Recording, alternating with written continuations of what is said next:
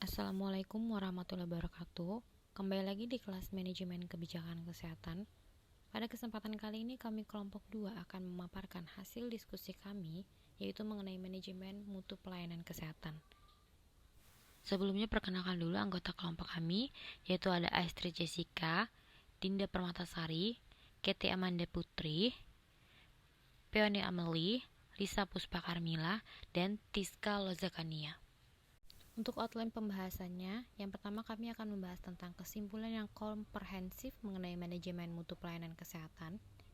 Yang kedua, review pada implementasi manajemen mutu di institusi tempat bekerja serta membandingkan antara teori dengan implementasi di tempat kerja. Yang ketiga adalah review 4 atau 5 artikel yang di dalamnya membahas implementasi atau evaluasi manajemen mutu pelayanan kesehatan. Review sederhana bagaimana artikel tersebut membahas atau menganalisis temuannya. Mari kita masuk ke isi pembahasan, yaitu mengelola kualitas. Manajer program kesehatan biasanya menempatkan prioritas tinggi pada pengelolaan kualitas layanan yang diberikan secara efektif.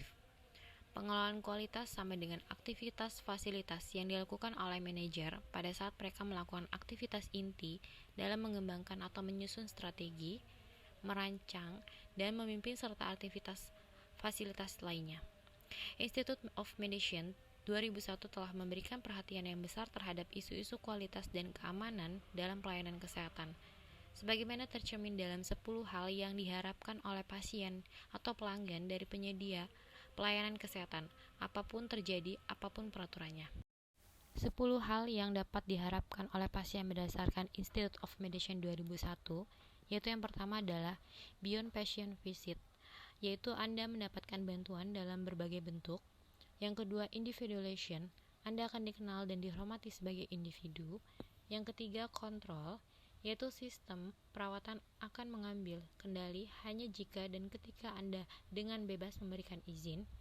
Yang keempat, information, Anda dapat mengetahui apa yang Anda ingin ketahui dan kapanpun. Yang kelima adalah science, Anda akan mendapatkan perawatan berdasarkan pengetahuan ilmiah terbaik yang tersedia. Yang keenam adalah safety, Anda akan aman dalam sistem perawatan. Yang ketujuh adalah transparansi, yaitu Anda dapat mengetahui apapun yang ingin Anda ketahui tentang perawatan itu mempengaruhi Anda. Yang kedelapan adalah anticipation, yaitu perawatan Anda akan mengantisipasi kebutuhan Anda dan akan membantu Anda mendapatkan bantuan. Yang kesembilan adalah value, yaitu perawatan Anda tidak akan menyia-nyiakan waktu ataupun uang. Yang kesepuluh ada cooperation, yaitu mereka yang memberikan perawatan akan bekerja sama dan mengkoordinasikan pekerjaan mereka sepenuhnya dengan satu sama lain dan dengan Anda. Quality define, kualitas dalam konteks layanan kesehatan yang telah didefinisikan oleh Institute of Medicine, yaitu sejauh mana layanan kesehatan bagi individu dan populasi meningkatkan kemungkinan hasil kesehatan yang diinginkan dan konsisten dengan pengetahuan profesional saat ini. Menurut James dan Savitz, mengkarakterisasi dua komponen kualitas sebagai, yang pertama adalah kualitas konten, yaitu keahlian klinis dan aspek teknis dalam pemberian layanan kesehatan. Yang kedua adalah kualitas penyampaian dan layanan, yaitu aspek antar pribadi dalam pemberian layanan. Empati, komunikasi, seberapa baik persyaratan dan harapan pasien atau pelanggan terpenuhi dalam hal kenyamanan dan ketepatan waktu. Dalam rekomendasi Institute of Medicine mengenai atribut layanan kesehatan yang diinginkan, yang pertama itu adalah aman. Aman yaitu menghindari cedera pada pasien dari perawatan yang dimaksudkan untuk membantu mereka. Yang kedua adalah efektif, yaitu menghindari penggunaan yang kurang atau berlebih.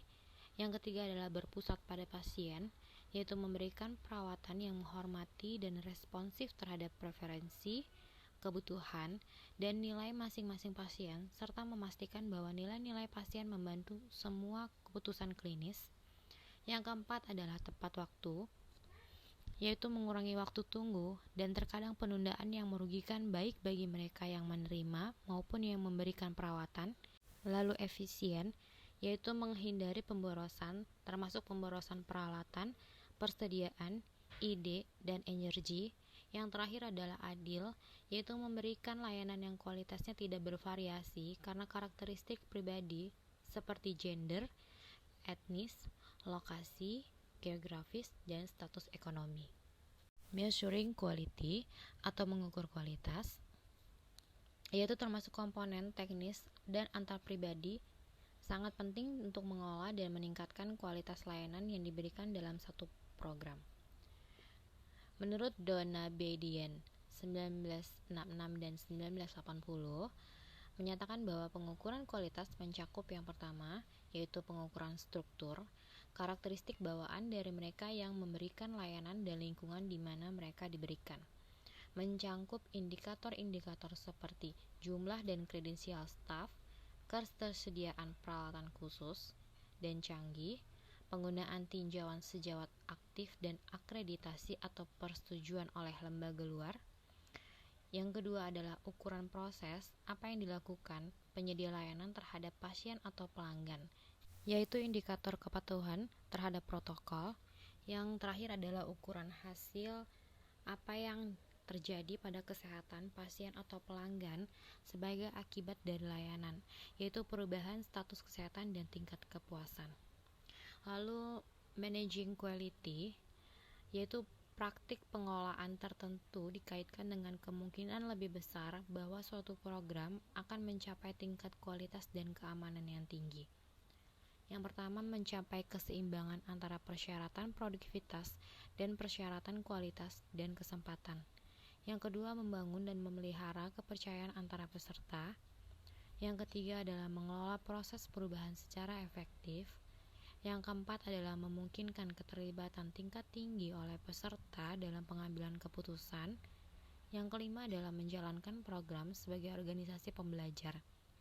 Menurut Shashin dan Loeb 2011, sistematika dari pendekatan ini berarti bahwa pendekatan tersebut mencangkup tugas-tugas berikut, yaitu yang pertama, mengukur besarnya suatu masalah dengan andal, identifikasi akar permasalahan dan menentukan hal penting yang perlu dilakukan. Yang ketiga adalah menemukan solusi untuk penyebab yang paling penting. Yang keempat yaitu membuktikan efektivitas solusi tersebut, memastikan bahwa perbaikan berkelanjutan. Pendekatan kualitas total untuk mengelola kualitas. Nilai pendekatan sistematis dalam mengelola mutu yang disebut sebagai kerangka kualitas total. Ada 3 hal yang memandu manajer dalam mengelola mutu pelayanan kesehatan. Yang pertama adalah fokus pada pasien atau pelanggan. Kedua, komitmen untuk perbaikan berkelanjutan. Yang ketiga adalah kerjasama tim. Fokus pasien atau pelanggan tujuannya adalah untuk memastikan bahwa layanan yang diberikan memuaskan keinginan dan kebutuhan pasien atau pelanggan dirancang dan disampaikan. Perbaikan terus-menerus. Untuk perbaikan terus-menerus ini adalah konsep bahwa dengan terus meningkatkan prosesnya, program dapat memenuhi kebutuhan dan keinginan pasien atau pelanggannya. Tujuannya adalah memberikan layanan kesehatan yang efektif dan menghilangkan semua komplikasi yang dapat dicegah dalam layanan kesehatan yang diberikan. Yang terakhir itu kerja sama tim, yaitu ketika anggota tim bekerja secara kolaboratif dapat memecahkan masalah dengan lebih efisien. Kuncinya yaitu para manajer membangun budaya organisasi yang mendorong kolaborasi, kerjasama tim, dan memastikan bahwa anggota bertanggung jawab dan kooperatif. Perbaikan terus-menerus, meskipun kesempurnaan mutlak yang realistis tidak dapat dicapai dalam penyediaan layanan kesehatan lingkungan manapun, upaya CI saat ini semakin melibatkan penetapan tujuan pada tingkat yang sangat tinggi, termasuk tujuan yang mendorong program mencapai kinerja yang mendekati kesempurnaan. 3 pendekatan CI yang paling populer, yang pertama adalah Six Sigma, yaitu ide utama di balik Six Sigma, yaitu jika jumlah cacat atau kesalahan yang ada dalam suatu proses dapat diukur, maka langkah-langkah dapat diambil untuk memindahkan proses tersebut sedekat mungkin ke nol. Yaitu yang kedua, Toyota PS. Toyota menggunakan proses pemecahan masalah yang ketat yang memerlukan penilaian terperinci terhadap keadaan saat ini dan rencana perbaikan yang pada dasarnya merupakan uji eksperimental terhadap perubahan yang diusulkan. Yang terakhir adalah fokus PDCA model. F-nya yaitu Find a Process to Improve. O-nya Organize and Improvement Team and Necessary Research. C-nya adalah Clarify Current knowledge about the process. U-nya adalah understand the process and search of variation in it. S-nya adalah select an improvement or intervention. P-nya adalah plan how to implement the improvement or intervention. D-nya adalah do the improvement or intervention by initiating it, often on a small scale at first. C-nya adalah check the results of the early implementation of the improvement or intervention. E-nya adalah act of what was learned in the check by step. Efektivitas tim. Agar tim berhasil meningkatkan kualitas, mereka harus diberdayakan. Tim yang sukses biasanya mencapai dua hasil yang menjadi pertimbangan penting bagi manajer program, yaitu pekerjaan selesai dan peserta menikmati pengalaman.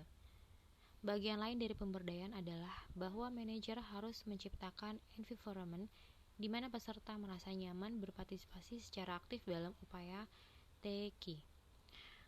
Tim struktur. Manajer harus mempertimbangkan seberapa baik anggota potensial dalam bekerja sama. Komposisi dalam tim struktur yaitu pengetahuan atau informasi apa yang diperlukan untuk mengatasi masalah atau isu tertentu atau mencapai tujuan perbaikan. Lalu siapa yang memiliki atau siapa yang memperoleh pengetahuan atau informasi yang diperlukan. Yang kedua adalah akuntabilitas. Manajer dapat menunjuk seorang pemimpin tim atau memberinya wewenang atas peserta lain. Berikutnya adalah sumber daya, yaitu persyaratan sumber daya berbeda-beda di setiap institusi. Namun, semua tim perbaikan memerlukan sumber daya. Yang terakhir yaitu kejelasan peran. Tujuan dari sebuah tim harus ditentukan dan pada awal pekerjaannya.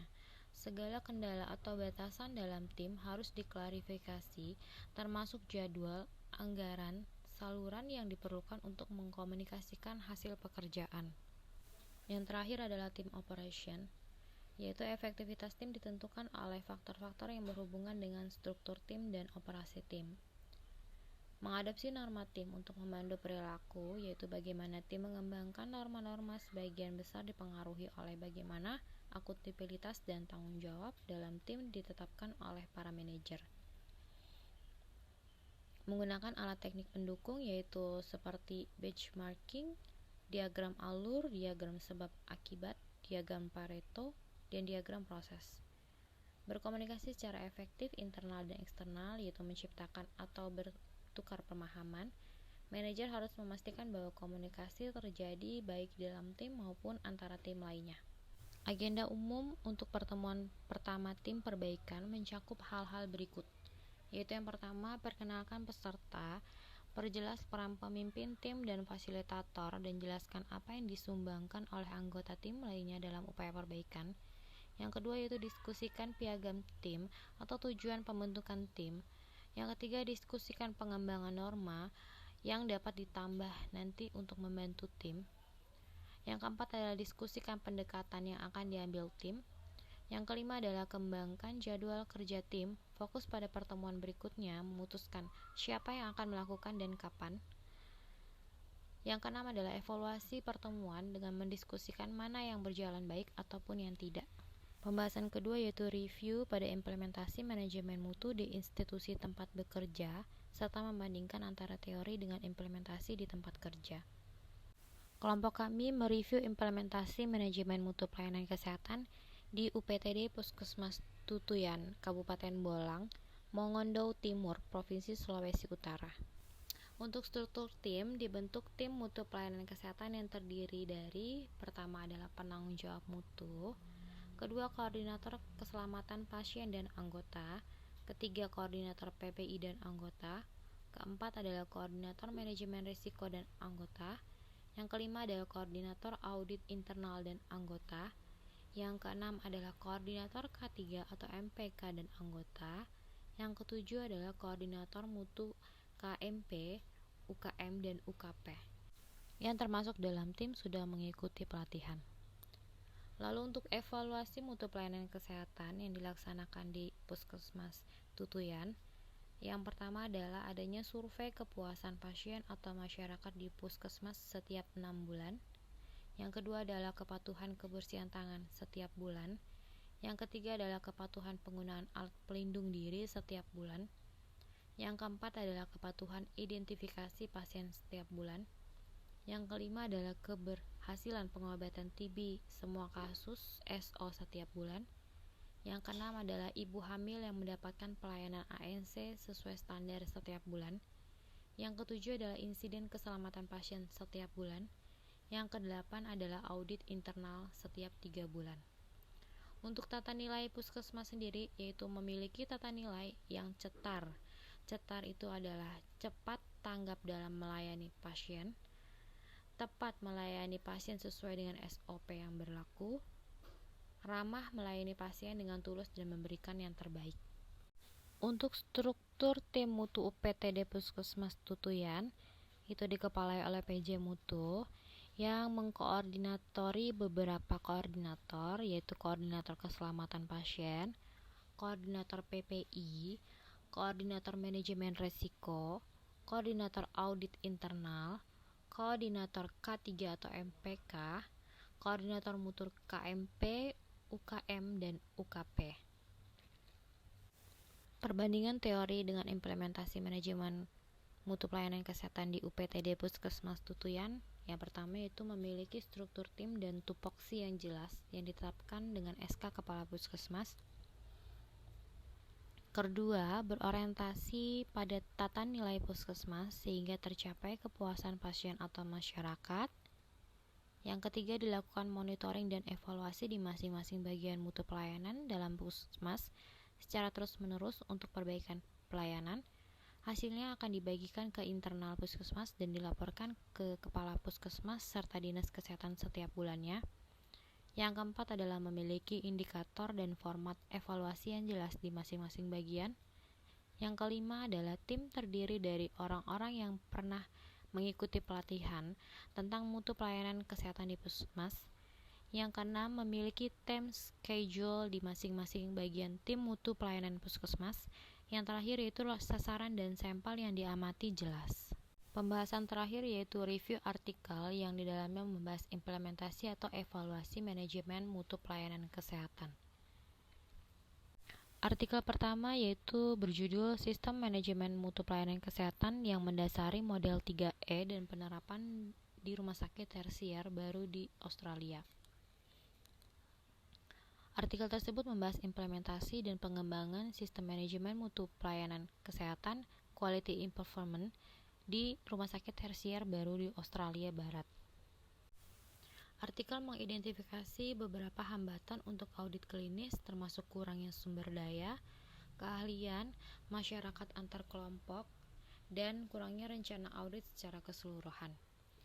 Penerapan model 3E untuk mengatasi tantangan, mengembangkan model 3E yang mengintegrasikan prinsip QI dengan sistem manajemen mutu. Model ini bertujuan untuk memfasilitasi keterlibatan staf, meningkatkan pendidikan dan pelatihan, serta menyematkan praktik perbaikan ke dalam budaya organisasi. Pendidikan dan pelatihan yaitu adanya pembinaan profesional untuk staf diidentifikasi sebagai faktor kunci dalam menghasilkan kepercayaan diri staf untuk melaksanakan proyek QI. Artikel tersebut menyoroti program pendidikan formal dan informal serta pendidikan laboratorium komputer bulanan yang digunakan untuk mendukung staf dalam memahami prinsip-prinsip QI dan menerapkannya dalam praktik. Struktur tata kelola dan proses. Artikel tersebut menjelaskan tentang struktur tata kelola QI yang dirancang untuk mendorong pendekatan bottom up dengan komite visual QI yang bertugas memfasilitasi peninjauan dan pelaporan. Selain itu, proses terstandar terkait termasuk strategi umpan balik dan konferensi tahunan digunakan untuk meningkatkan partisipasi staf dan mempromosikan pembelajaran antar disiplin. Semua penerapan memerlukan upaya dan komitmen jika ingin diterapkan dan dipertahankan sepanjang waktu, khususnya untuk benar-benar melibatkan dokter dan tim manajemen. Ini adalah proses yang strategis dan sistematis, serta selaras dengan tim klinis dan profesi untuk menarik perhatian dan membangkitkan minat. Artikel kedua adalah berjudul Model Health Qual mengevaluasi kualitas layanan kesehatan di distrik federal Brazil. Dalam artikel membahas faktor-faktor yang mempengaruhi kualitas pelayanan pasien secara keseluruhan dengan pendekatan skala Heckwell. Skala Heckwell ini memiliki 4 variabel yang mempengaruhi persepsi kualitas yang menunjukkan tingkat kepuasan. Temuan dalam artikel yaitu faktor yang mempengaruhi tingkat kepuasan berdasarkan pendekatan Heckwell. Yang pertama adalah dimensi instalasi dan struktur ditemukan bahwa mempengaruhi kualitas pelayanan. Yang kedua, dimensi kualitas tim kesehatan ditemukan bahwa tidak mempengaruhi pelayanan kesehatan. Yang ketiga adalah dimensi kualitas tim umum ditemukan hasil evaluasi tidak mempengaruhi pelayanan kesehatan. Yang keempat, dimensi efisiensi keseluruhan ditemukan hasil evaluasi terbukti berpengaruh terhadap pelayanan kesehatan. Kesimpulan dari artikel kedua yaitu faktor yang paling relevan terhadap kepuasan dan pelayanan kesehatan adalah instalasi dan infrastruktur yang diperlukan untuk menjalankan pusat kesehatan. Efisiensi keseluruhan juga relevan, menunjukkan perlunya tes dan hasil yang lebih cepat kembali ke sumber fasilitas dan infrastruktur. Artikel ketiga adalah evaluasi implementasi manajemen puskesmas terakreditasi utama di Kabupaten Kampar tahun 2020. Setiap puskesmas yang ada di Indonesia memiliki tingkat akreditasi sebagai penentu kualitas dari puskesmas tersebut. Terdapat 5 puskesmas di Kabupaten Kampar, Provinsi Riau yang telah terakreditasi utama. Manajemen puskesmas adalah suatu upaya dalam peningkatan mutu dan kualitas pelayanan kesehatan yang dikemas dalam bentuk perbaikan administrasi, pelayanan kesehatan, dan pemberdayaan masyarakat dalam pembangunan kesehatan. Hasil pembahasan dari artikel ketiga yaitu sumber daya, ketersediaan manajemen sumber daya manusia di 5 puskesmas terakreditasi utama di Kabupaten Kampar sudah baik, namun harus dilakukan adanya upaya pemenuhan jenis tenaga yang kurang ketersediaan dana di puskesmas se-Kabupaten Kampar yang dirasa masih cukup bersumber dari dana JKN dan BOK. Metode yang dijalankan oleh puskesmas terakreditasi utama di Kabupaten Kampar telah mengikuti ketentuan dan peraturan perundang-undangan yang berlaku. Yang terakhir adalah ketersediaan sarana dan prasarana di puskesmas terakreditasi utama di Kabupaten Kampar secara umum sudah cukup. Namun, upaya dalam melengkapi sarana yang masih kurang ataupun tidak berfungsi dengan baik. Logistik obat secara umum cukup, namun perlu disiasati ketersediaan stok obat yang banyak dipergunakan oleh puskesmas. Perencanaan 1-2. Perencanaan sudah mengikuti panduan berbentuk Renstra, RUK, RPK, terintegrasi LP atau LS. Pelaksanaan kegiatan berpedoman pada perencanaan dan adanya komitmen seluruh staf. Lokmin bulanan dan triwulan telah dilaksanakan, tetapi sesuai dengan manajemen puskesmas. Perencanaan 3, pengawasan internal dilakukan sesuai SOP oleh Kapus, Katu, Tim Audit Internal, dan SK. Penilaian kinerja dilakukan setiap triwulan, tetapi pelaporan Dinkes masih setahun sekali. Dan yang terakhir itu penilaian kinerja eksternal dilakukan oleh Dinkes, Inspektorat, BPK, BPKP, pihak kecamatan, LSM, dan media massa. Artikel yang keempat yaitu berjudul Inequalities in the Access to and Quality of Healthcare in Mozambique, Evidence from the Household Budget Survey.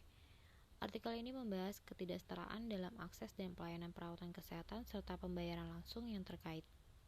Kesimpulan dari penelitian ini menyoroti pentingnya tindakan untuk mengatasi ketidaksetaraan sosioekonomi dan geografis dalam akses dan kualitas perawatan kesehatan di Mozambik.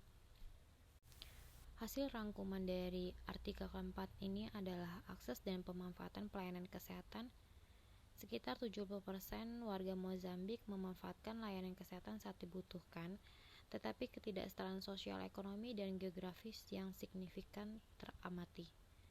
Meskipun beberapa penelitian di negara lain menemukan distribusi pro-miskin dalam pemanfaatan layanan kesehatan, studi ini menyoroti disparitas yang persisten yang mendukung populasi yang lebih kaya dan urban di Mozambik. Lalu kualitas pelayanan di Mozambik, ketidaksetaraan dalam kualitas pelayanan sangat terlihat jelas Dengan pria yang kurang beruntung dan populasi pedesaan menghadapi hambatan untuk mengakses layanan berkualitas terutama dalam perawatan maternal. Pertimbangan keuangan, meskipun pembayaran yang langsung untuk layanan kesehatan relatif rendah di Mozambik, khususnya di sektor publik, masih ada hambatan keuangan terutama di populasi pedesaan yang kurang beruntung. Biaya penggunaan dapat menghalangi individu untuk mencari layanan kesehatan yang diperlukan dan menimbulkan resiko terhadap keamanan keuangan rumah tangga. Lalu pertimbangan metodologis, sistem kesehatan yang pluralistik di Mozambik, termasuk dukun tradisional, tidak sepenuhnya tercakup dalam survei yang dapat mempengaruhi kelengkapan analisis. Ada kemungkinan bias recall dalam tanggapan survei, meskipun periode recall yang lebih singkat bertujuan untuk meminimalkan bias ini. Berikut adalah referensi daftar pustaka pembahasan pada kelompok kami. Sekian pembahasan materi dari kelompok kami. Terima kasih. Assalamualaikum warahmatullahi wabarakatuh.